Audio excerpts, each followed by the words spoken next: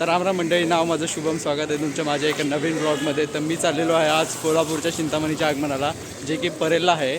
आणि मला जायला तर थोडा उशीर झाला आहे, तरी पण जाऊयात जेवढं. तर धावत पळत जाऊन फायनली कोल्हापूरच्या चिंतामणीचं दर्शन झालं.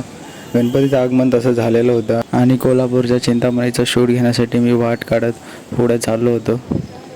आणि कोल्हापूरला जाऊन तर बाप्पाचं खूपच भव्य आगमन होणार होतं, त्यामुळे मंडळाची लोक बाप्पाला घेऊन कोल्हापूरला निघाले होते.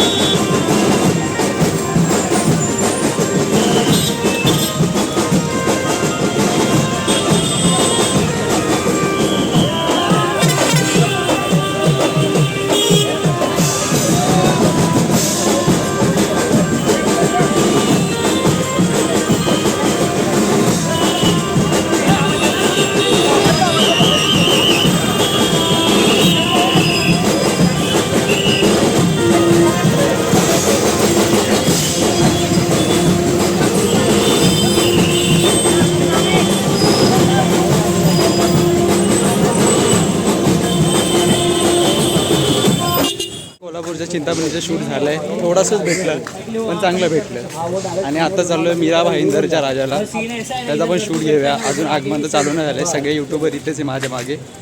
तर चला जाऊयात मीरा भाईंदरच्या आगमन. पोचलो आहे मी भाईंदर स्टेशनला.